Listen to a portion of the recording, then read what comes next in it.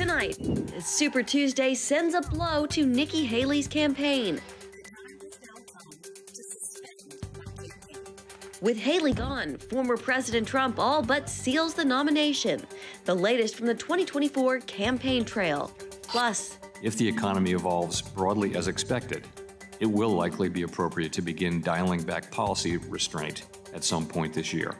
The head of the Federal Reserve faces tough questions from senators. And the bipartisan Senate push for religious freedom. All this and more tonight on Faith Nation.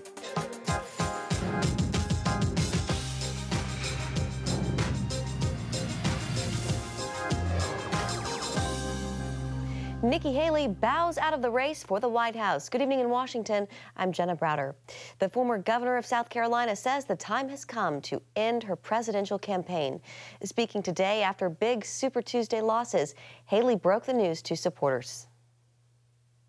I am filled with the gratitude for the outpouring of support we've received from all across our great country. But the time has now come to suspend my campaign. I said I wanted Americans to have their voices heard. I have done that. I have no regrets.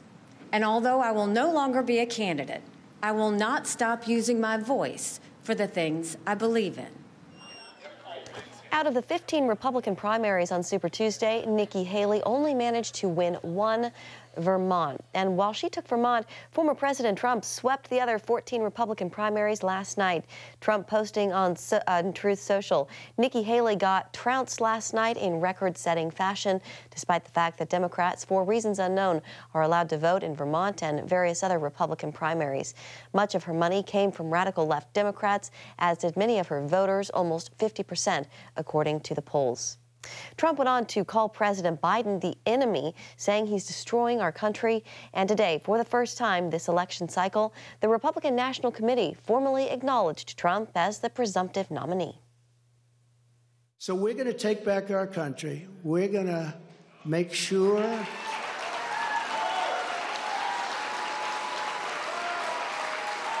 we are going to do it right. We're going to have the greatest economy ever in the history of our country. We're going to top what we did, but we're going to win this election because we have no choice. If we lose the election, we're not going to have a country left.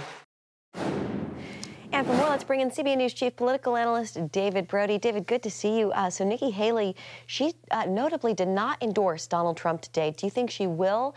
And what do you think's next for her?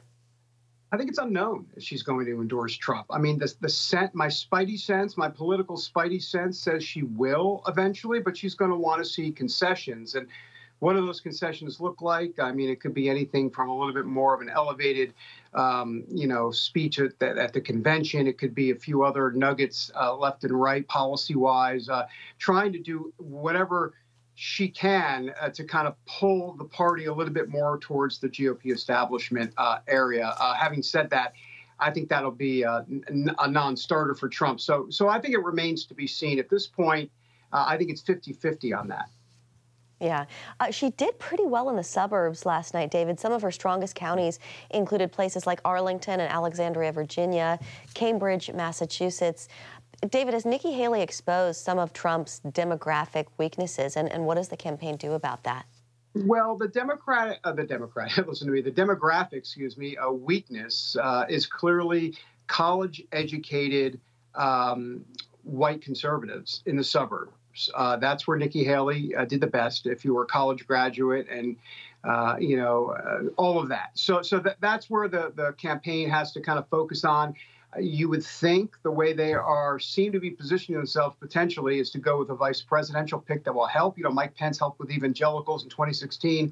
I expect the Trump campaign to do somewhat of the same as it relates to the suburban white suburban woman vote, if you will, where abortion is going to be a key issue. So whether it be a Kristi Noem or a Sarah Huckabee Sanders, someone like that. That seems to be, I think, the way to blunt that a little bit. But also, I do want to be clear. You mentioned Alexandria and Arlington counties. True, but they're very close to Washington, D.C., which, of course, is the district she won. So if you go back further out, you go into Loudoun County and Prince William County, then it was Trump more Trump numbers there. So as the further out you got, the more rural you got, the more Trump you got. David, I want to ask you, how did Donald Trump do among white evangelicals last night? He did well. I mean, he's been powered by evangelicals through and through.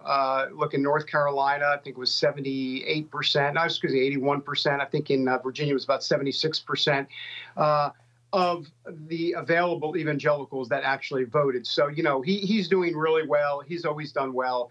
There's this Fox News poll that's out that says that Joe Biden right now is 28% of the evangelical vote. I just talked to a couple of my sources, pollsters and others, that say that there's no way that's true. 28% is a crazy number for Biden to be doing about among white evangelicals. Remember, he won 16% of white evangelicals in 2020. So we're supposed to believe, according to these sources, that Biden has increased his percentage by 12 points among white evangelicals when he's not doing well with anybody else.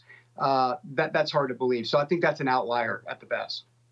Yeah, that poll also caught my attention. David, we just have a few seconds left, but tomorrow night President Biden will give his State of the Union address. What are you expecting? Don't mess it up. Words matter, but it's not so much the policy necessarily. Look, I think the polls show that the train has left the station.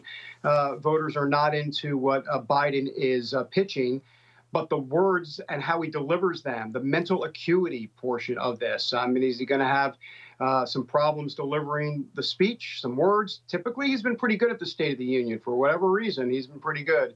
That's what I'll be watching tomorrow night. All right, David Brody, always good to see you. Thank you, my friend. Have a good night. Jenna. You too. Well, on Capitol Hill, Federal Reserve Chairman Jerome Powell was in the hot seat today. The main question posed to him from lawmakers: when might interest rates be cut after all of the recent hikes we've seen? Capitol Hill correspondent Matt Galka was following today's hearing. Matt, did Powell give a clear answer to that question? Well, Jenna, Powell said they needed more data before they could be sure the Federal Reserve can start to reverse some of those rate cuts we saw over the past 2 years. But things are trending in the right direction. Some say that it's going to be a lot of rate cutting this year. Some say none. What say you? I say that really it will depend on the path of the economy. Our focus is on maximum employment and price stability, and the incoming data as they affect the outlook, and those are the things we'll be looking at. Powell didn't give Congress a timetable, only saying the central bank needed a little more confidence before making any commitment to a cut. The committee would like to see more data that confirm and make us more confident that inflation is moving sustainably down to 2%. We have some confidence of that. Inflation, headline inflation has moved down more than 3 full percentage points now to 2.4%. The current annual inflation rate sits at 3.1%, down significantly from an all-time high of about 9% in June of 2022. Even still, Powell told the Financial Services Committee they're trying to thread the needle with rate cuts to avoid cutting off economic progress. Reducing policy restraint too soon or too much could result in a reversal of progress we've seen in inflation and ultimately require even tighter policy to get inflation back to 2%. At the same time, reducing policy restraint too late or too little could unduly weaken economic activity and employment. A rate cut could help reduce borrowing costs on mortgages, credit cards, and auto loans while delivering confidence on Wall Street. In an election year, former President Donald Trump last month accused Powell of playing political games with rates. I think he's going to do something to probably help the Democrats, I think if he lowers interest rates. The Fed implemented 11 rate hikes from 2022 to 2023 before leveling off. While Powell didn't commit to a timetable for a cut, there's optimism the first one could come in June. Another reason, as Powell said, they want more data. Jenna? Matt, will the Fed wait until that inflation number is at 2%, or could they cut rates sooner? A rate hike could come sooner, but one of the reasons they're being cautious is because prices, as many of us know, remain stubbornly high in some places. And in the most recent report, inflation actually rose slightly from December to January, thus the need for caution. Jenna? All right, Capitol Hill correspondent Matt Galka, thank you, Matt. And for more on the economy, we're joined by Richard Stern, director of the Federal Budget Policy Center at the Heritage Foundation. Richard, welcome. So I think a question on a lot of people's minds is, will we see a recession? You get people on both sides, but what do you think? I think it's the question of the day. But, here's the important part about this. A recession is a technical term that means a particular kind of economic malady. If you talk to most people, they'll tell you that they've been struggling for years at this point, from COVID shutdowns to the dramatic increase in prices. I mean, prices overall have gone up 20% under Biden's presidency. That is its own form of recession. So what I would say is, frankly, we've been reeling already from the economic decisions of the Biden administration and the way we handled the pandemic. Yeah. What do you make? There's a lot of talk about the disconnect between how the economy appears to be doing the markets and then how people are actually feeling, prices, inflation. It's cooling, but it's still way up from where it was just a few years ago. How do you explain that, and what do you make of that? Absolutely. So that disconnect has one source, and it's government policy. So think of the last segment you were talking about, the Fed and what the Fed's doing. What can the Fed do? It can create money. Now, that sounds great at first, but all the Fed can do is create the dollar bills, the pieces of paper. It can't make food. It can't make more housing. It can't make the clothes on your back. So when the Fed arbitrarily creates new money, but there's no creation of new stuff, you get inflation. So you can use inflation and that kind of printing, which the Fed's done, of trillions and trillions of dollars to paper over what numerically would have looked like a recession, but then it just shows up as inflation. So the national debt is soaring, adding $1 trillion every 3 months. How does that affect all of us as Americans? So yeah, absolutely. The debt right now is $260,000 per American household. I refer to it as America's second mortgage. It's money that you owe that's on a house you don't get to own. It's that deficit that is draining the oxygen out of the market, saying that you can't use that money to invest in new factory growth, making new job opportunities. The government is sucking it all up. And what the Fed has been doing is twofold. They've either been printing money, those 11 rate hikes, rate cuts you were talking about. They've been printing money that cover the deficits, which triggers inflation, or they've been screeching on a halt on the money supply, so the government continues the crowd out, sending interest rates to the moon. Right? The mortgage rates are now 7%, more than double what they were when the Fed started doing this. Both of those are burdens of government spending. So what would you like to see the Fed do? Honestly, the important thing is for Congress and the White House to cut spending. So the way I talk about it is the federal government's deficits are the bank robber. That is the thing that is making prices go up, that's making mortgages unaffordable. The Fed is the getaway car driver. The Fed decides whether through loose or tight money supply policies, the Fed decides whether you feel government spending as inflation or as slower economic growth, right, in the sense of slower nominal GDP. But in either case, you either lose your job and can't afford things, or you take a pay cut and can't afford things, or the prices of everything go through the roof and then you can't afford things. That's all the Fed has control over. So what I really want is for Congress to stop spending your money on things that don't benefit you. All right, Richard Stern with the Heritage Foundation. We have to leave it there for this evening, but thank you for joining us. Great to have you on. Thank you so much for having me on. All right, lawmakers in Alabama are inching closer to a measure to protect IVF treatments.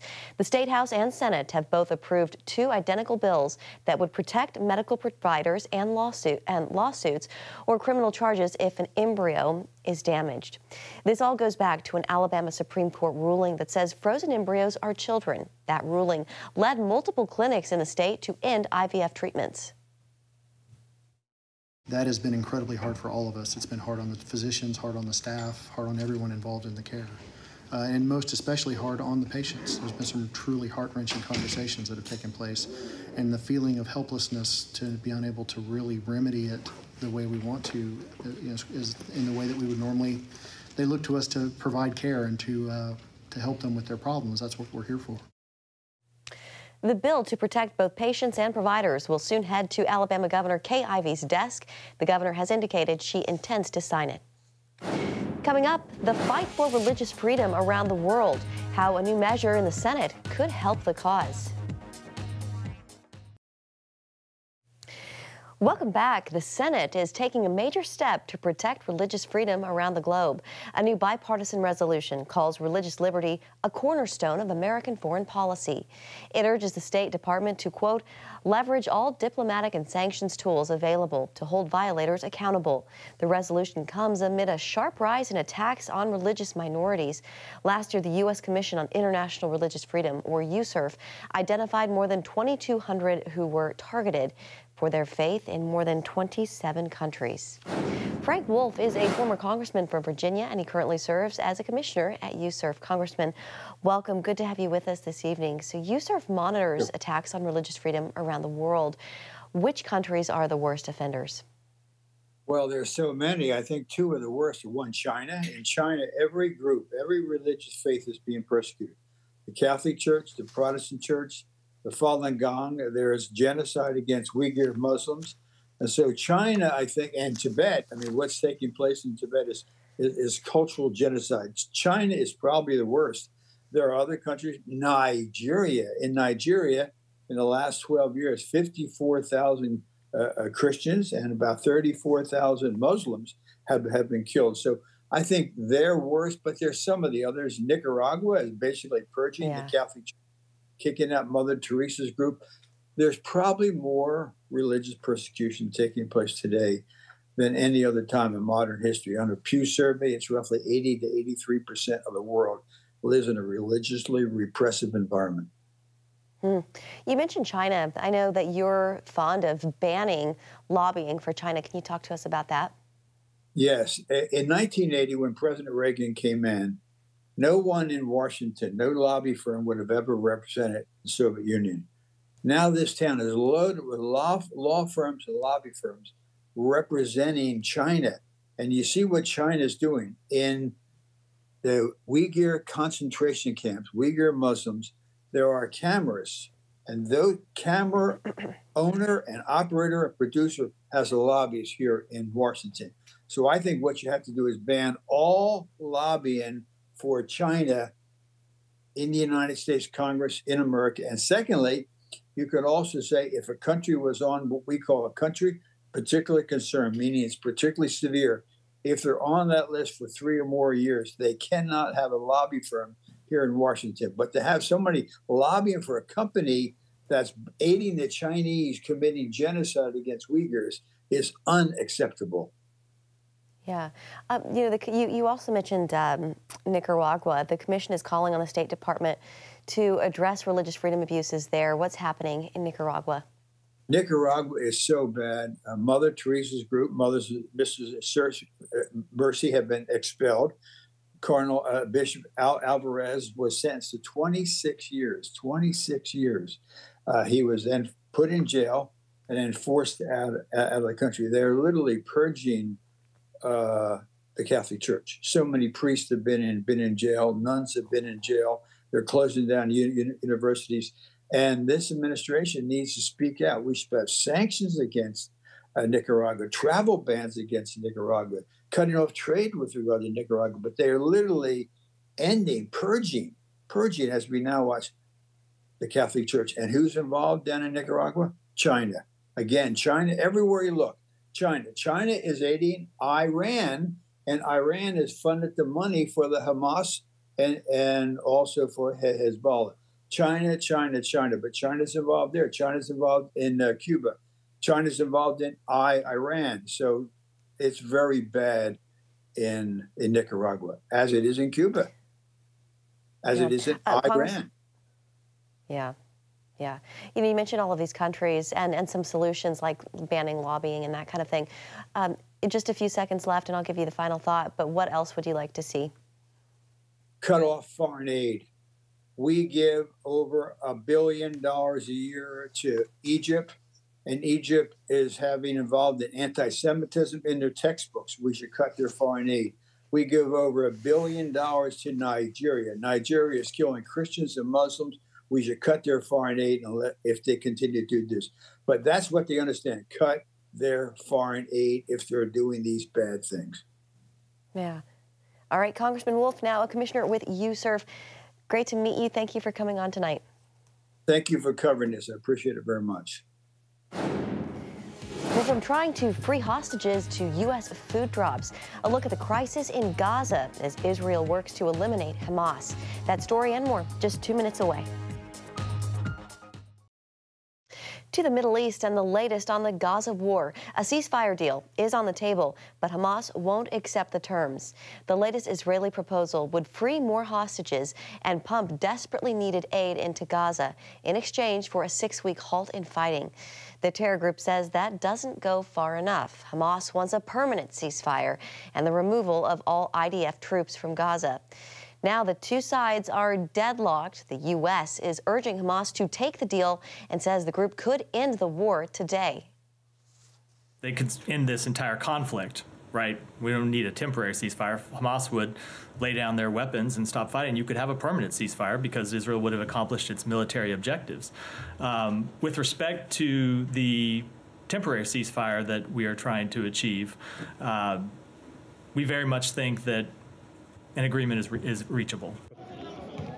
And the stakes couldn't be higher with Ramadan set to begin around March 10th.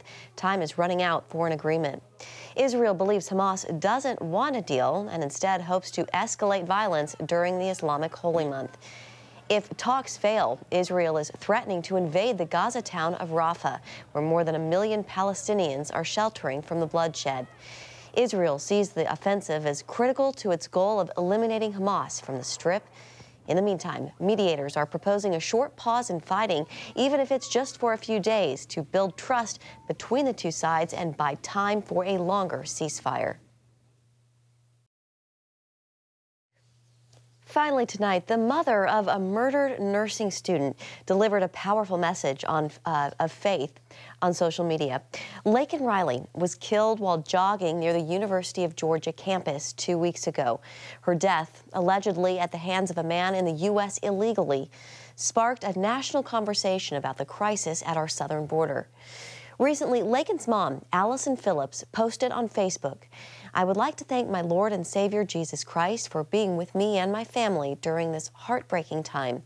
She also wrote of her daughter's faith, posting, "Laken loved to invite people to go to church with her and share her faith. Her love for our Lord Jesus was infectious and helped many people develop or expand their relationship with our Lord and Savior." Her mom also thanked everyone who showed support to the family and asked them to keep praying. And of course, our hearts and prayers are with them. We want to thank you all so much for joining us this evening for Faith Nation. Have a great night, and we'll see you right back here tomorrow.